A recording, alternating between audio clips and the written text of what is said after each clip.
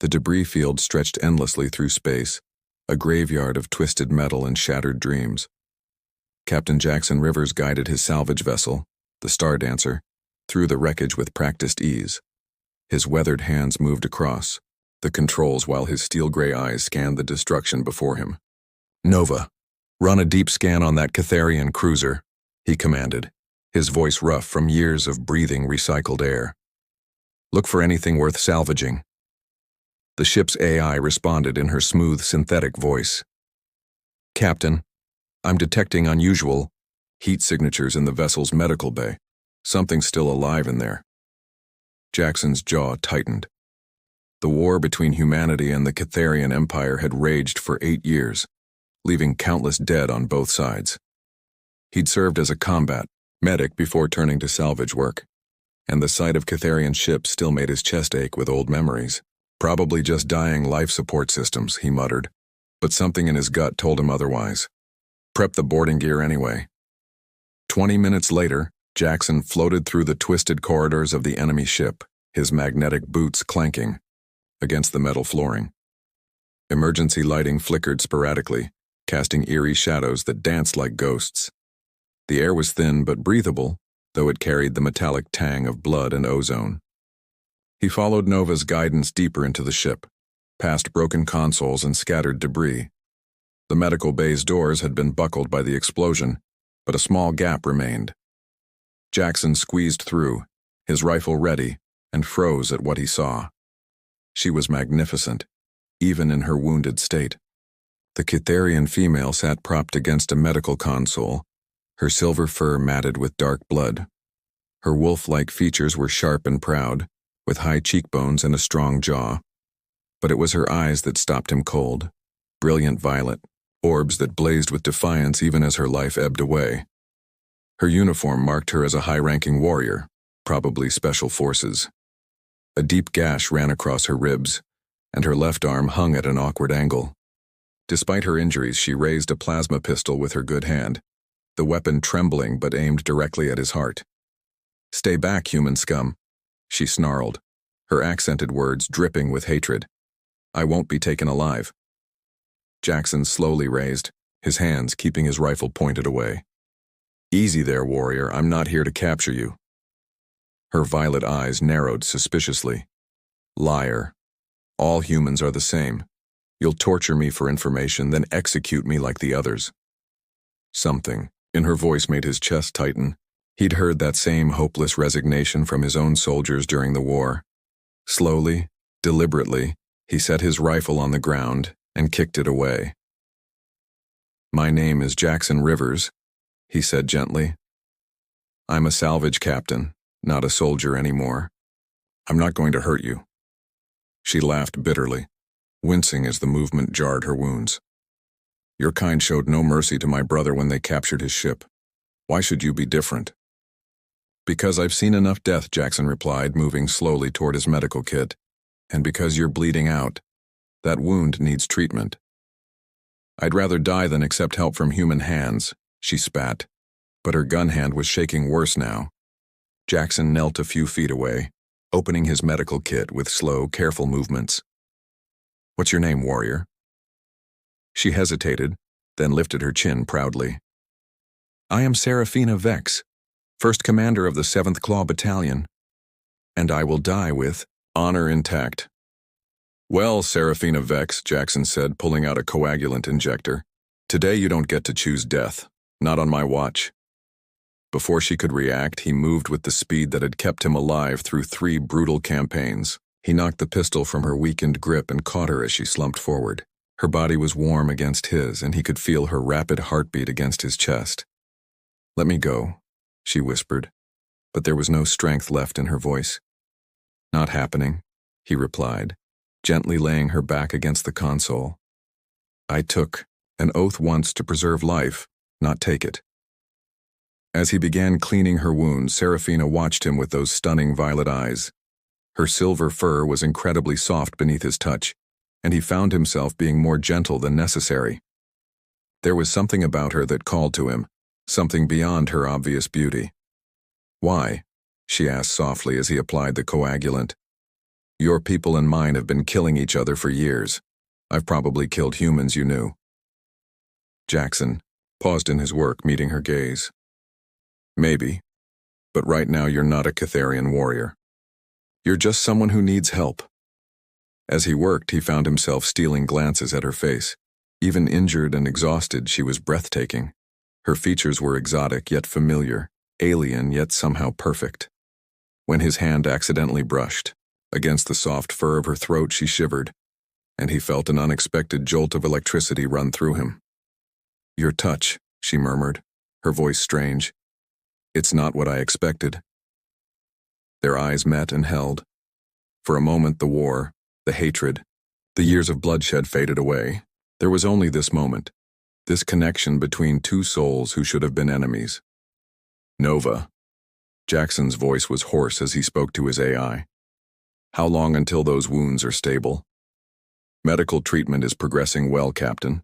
However, I'm detecting multiple ships approaching our position, both human and Catharian vessels approximately 6 minutes out. Serafina struggled to sit up. You have to leave me. If they find you here with me, they'll assume I'm interrogating a prisoner. Jackson finished, helping her to her feet. Can you walk? She nodded, though he could see the pain in her eyes. Where? My ship, we're getting out of here. I won't betray my people, she said firmly. Jackson looked into her violet eyes and felt something shift in his chest. I'm not asking you to. I'm asking you to trust me. As alarms began blaring, from both approaching fleets, Serafina made a choice that would change both their lives forever. She took his outstretched hand.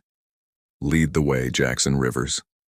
Together, they ran through the dying ship, her silver fur gleaming in the emergency lights, his strong arm supporting her injured form. Behind them, the forces of two warring civilizations closed in, but ahead lay the Star Dancer and a future neither of them could have imagined.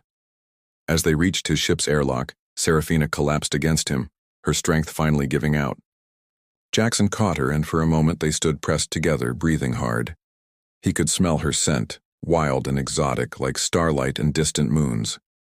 I don't understand what's happening to me, she whispered against his chest.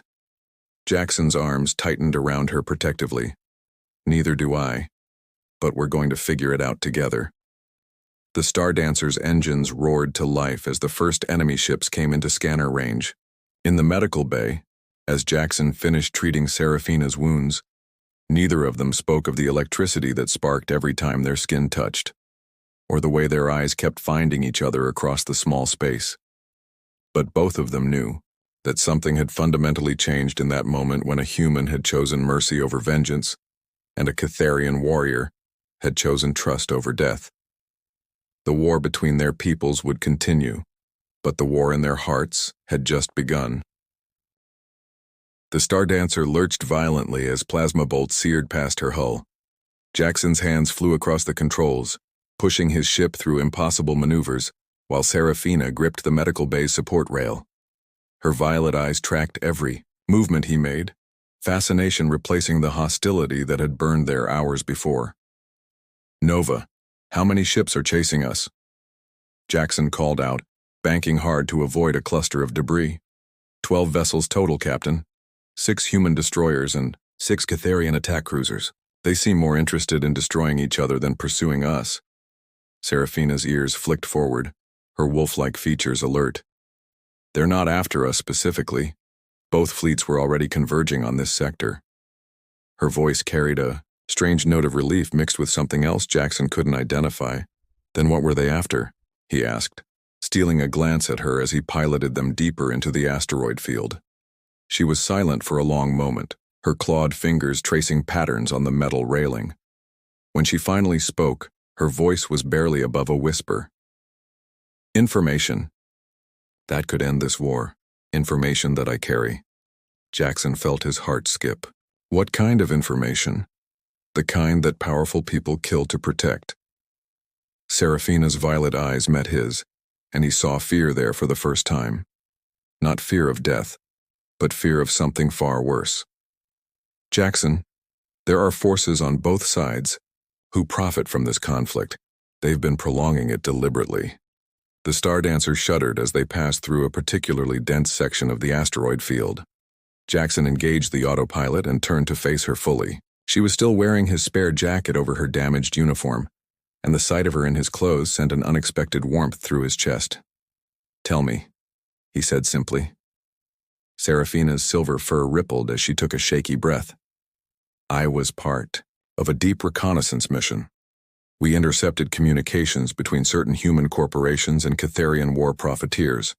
They've been selling weapons to both sides, staging false flag operations, even orchestrating some of the worst massacres." Jackson's blood ran cold. "That's impossible." "Is it?" she challenged, moving closer to him. "How many battles have you fought where the intelligence was wrong? Where your forces walked into obvious traps? Where supply lines mysteriously failed? At crucial moments? Too many," Jackson realized with growing horror. "Far too many. My entire squad was killed to keep this secret," Serafina continued, her voice breaking slightly. "I'm the only one left who knows the truth." Without thinking, Jackson reached out and touched her face, his thumb gently brushing away a tear that had escaped down her cheek. Her fur was incredibly soft, and she leaned into his touch with a small sound that made his heart race. "You're not alone anymore," he said, his voice rough with emotion. The space between them seemed to shrink. Serafina's violet eyes searched his face, looking for deception, for ulterior motives. Instead, she found only sincerity and a growing warmth that matched her own. "Jackson," she whispered, and the way she said his name sent shivers down his spine. "This is dangerous, not just the information, but this." She gestured between them. "I know," he replied, his hand still cupping her cheek. "I've never felt anything like this before." "Nor have I." Her admission was barely audible. "In Catharian culture, we mate for life. What I'm feeling for you, it goes against everything I was taught about humans." "What are you feeling?" he asked, stepping closer until their bodies were almost touching. Serafina's breathing quickened. "Like I want to surrender to you completely. Like I want to show you pleasures that exist beyond the physical realm. Like I want to bind my soul to yours for eternity." The intensity of her words hit him like a physical blow. Jackson had been with women before, but nothing had prepared him for the raw honesty and passion in Serafina's voice. "Show me," he said, his voice barely a whisper. What happened next was unlike anything either of them had experienced. Serafina's hands found the clasps of his jacket that she wore, letting it fall to the floor. Underneath, her silver fur gleamed in the soft lighting of the medical bay, and Jackson could see the subtle patterns that marked her as a member of the warrior caste. She was breathtaking, exotic beyond imagination, yet somehow perfect in every way. Her curves were different from a human woman's, but no less enticing. When she reached for him, her claws retracted, leaving only soft fingertips that traced patterns of fire across his skin. "In my culture," she breathed against his ear, "we believe that true mating involves the joining of minds as well as bodies. I want to share that with you." Jackson pulled her close, marveling at how perfectly she fit against him. "I want everything you're willing to give." What followed was a dance of discovery and passion that transcended the boundaries of species. Serafina's touch was electric, sending waves of pleasure through him that he'd never imagined possible. When their lips met, it was like tasting starlight and honey. Her soft growls of pleasure drove him wild, and the way she responded to his touch made him feel like the most powerful man in the galaxy. She guided him to the small sleeping alcove adjacent to the medical bay, and there, surrounded by the gentle hum of the ship's engines and the distant glow of stars, they came together in a union that was both tender and passionate. Serafina's alien nature only enhanced the experience. Her flexibility was incredible, allowing them to explore positions that would have been impossible with a human partner. Her heightened senses meant that every touch, every kiss, every caress was magnified beyond normal human experience. "Jackson," she gasped as they moved together, her violet eyes glowing with an inner fire. "I can feel your emotions, your thoughts. Is this real? Or am I dreaming?" "If it's a dream," he replied, lost in the sensation of her silver fur against his skin, "then I never want to wake up." They made love with the desperate passion of two souls who had found each other against impossible odds. Every touch was a promise, every kiss a vow, every shared breath a testament to the connection that had ignited between them. Afterward, they lay entwined in the narrow sleeping space, Serafina's head on Jackson's chest, and her tail curled possessively around his leg.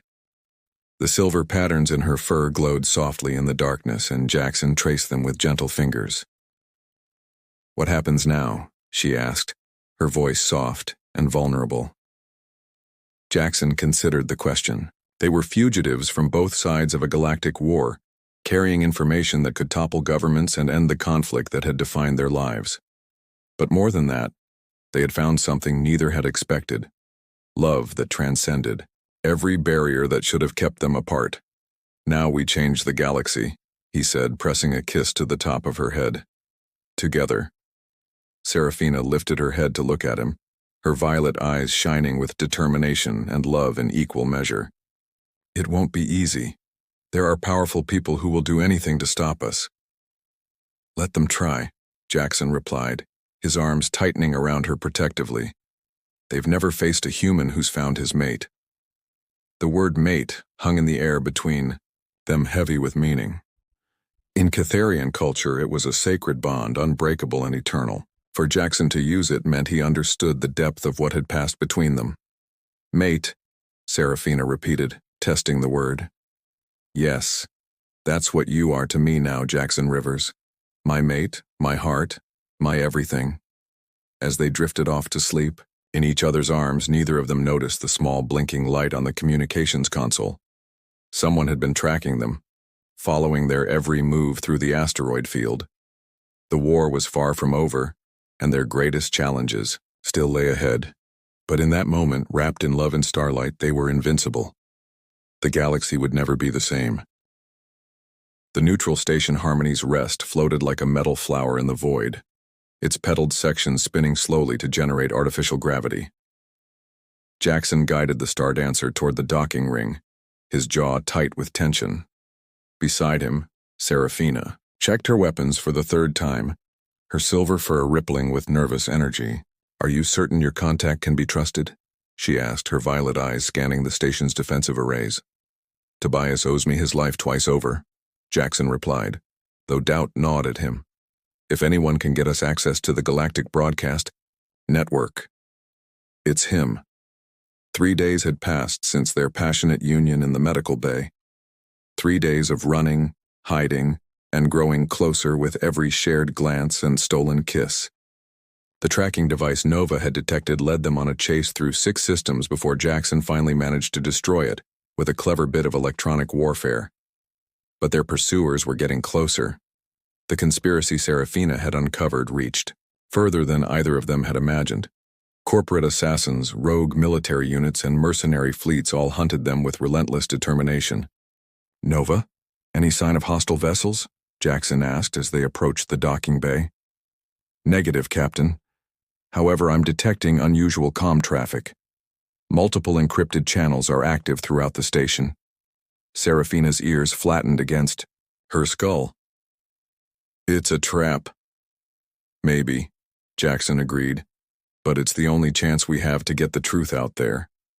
They docked without incident, but the atmosphere inside Harmony's Rest felt wrong. Too many conversations stopped when they passed. Too many eyes tracked their movement through the crowded corridors. Serafina stayed close to Jackson's side, her hand resting on her plasma pistol. Tobias Caney ran an information brokerage from the station's middle ring. A thin, nervous man with cybernetic implants covering half his skull, he owed his fortune to Jackson's intervention during a pirate raid years earlier. When they entered his office, however, his greeting was far from warm. "Jackson," Tobias said without looking up from his displays, "you've caused quite a stir." "Good to see you too, Toby." Jackson settled into a chair across from the broker's desk. "I need a favor." "I know what you need." Tobias finally looked up, and Jackson saw fear in his augmented eyes. "The question is whether I'm willing to die for it." Serafina stepped forward, her presence filling the small office with predatory grace. "How much do you know?" Enough to understand that you're carrying information worth more than this entire station. Tobias glanced between them. I also know that Helix Corporation has placed a bounty on your heads that could buy a small fleet. Will you help us or not? Jackson asked bluntly. Tobias was quiet for a long moment, his fingers drumming against the desk. Finally, he nodded. The broadcast array is on level 7. I can get you access for exactly 10 minutes before security locks me out permanently. That's all we need, Serafina said, touching the data crystal hidden in her jacket. As they prepared to leave, Tobias grabbed Jackson's arm. There's something else. The woman you arrived with yesterday, she's been asking about you. Jackson's blood ran cold. What woman? Human, late 30s, corporate military bearing. She knew things about your past that aren't in any public record. Serafina's hand found Jackson's, her claws extending slightly. Another trap, or someone who wants to help, Jackson said, though he didn't believe it himself. They made their way toward the broadcast center through increasingly empty corridors. The few people they encountered avoided eye contact, hurrying past with obvious nervousness. When they reached level 7, they found the hallways completely deserted. I don't like this, Serafina whispered, her enhanced hearing picking up sounds Jackson couldn't detect. Neither do I, but we're committed now. The broadcast center's doors stood open, which should have been their first warning. Inside, banks of communication equipment hummed with potential, capable of reaching every inhabited system in known space. At the center of the room stood a lone figure. She was exactly as Tobias had described. A human woman in her late 30s with short, dark hair and the bearing of a career military officer. But what struck Jackson most was the sadness in her eyes.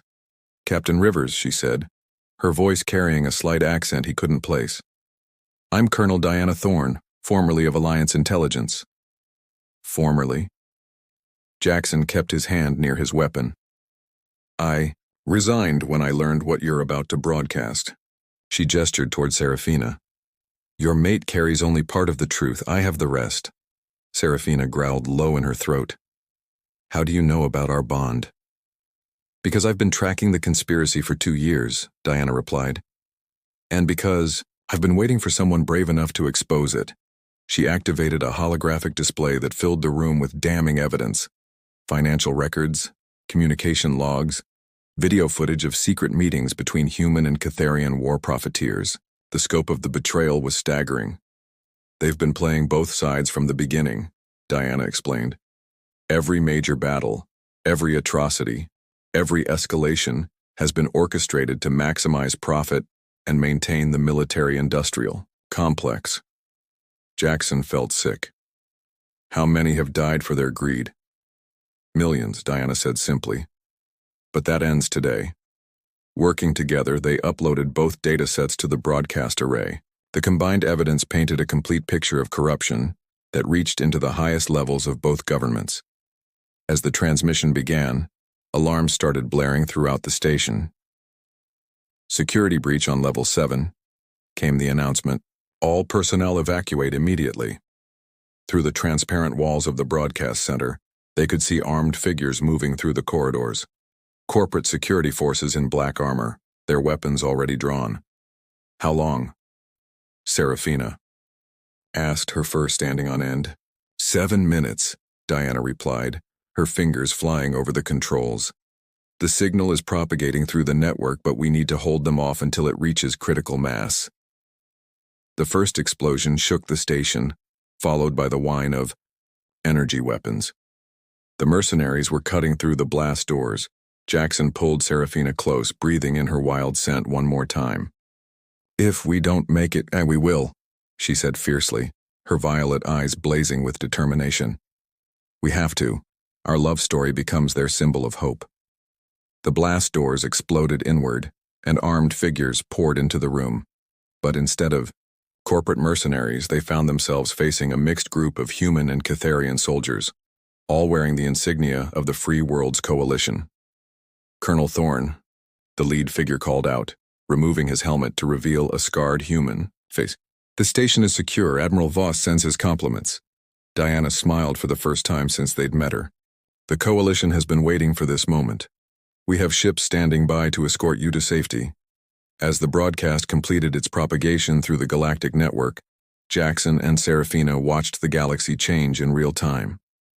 On screens, throughout the station they could see the reactions as the truth spread from world to world. Riots erupted on corporate headquarters. Military units began laying down their arms. Government officials fled their offices as angry crowds demanded justice. The war that had raged for 8 years began collapsing in a matter of hours. "It's working," Serafina breathed, her hand intertwined with Jackson's. "The hardest part is still ahead," Diana warned. "Building peace is more difficult than ending war." But as they watched the galaxy react to their revelations, Jackson felt hope for the first time in years. On the screens, they could see something unprecedented happening. Human and Catharian civilians were meeting in neutral spaces, laying down flowers at monuments to the dead, embracing as they recognized their shared grief. 6 months later, Jackson and Serafina stood before the Galactic Peace Council as the first officially recognized interspecies couple. Their wedding ceremony combined human and Catharian traditions, broadcast to billions of beings across known space. Serafina wore a gown of flowing silver that complemented her fur, while Jackson dressed in the formal uniform of the new unified fleet. When they exchanged vows promising to love each other across the void of space and time, there wasn't a dry eye in the assembly. "You realize," Serafina whispered as they kissed to seal their union, "our children will be the first generation to grow up without war." "Then we better make sure we raise them right," Jackson replied, pulling her close. Their love story had indeed become a symbol, but more than that, it had become proof that the barriers between species were artificial constructs, maintained by those who profited from division and hatred. As they danced at their reception, surrounded by friends from a dozen different species, Jackson marveled at how far they'd come. From enemies meeting in the wreckage of war to partners building a new future, their journey had transformed not just their own lives, but the fate of the galaxy itself. "I love you, my mate," Serafina purred against his ear, her violet eyes glowing with happiness. "I love you too," he replied. "Always and forever." Above them, the stars shone down on a galaxy finally at peace, where love had indeed conquered all. The end.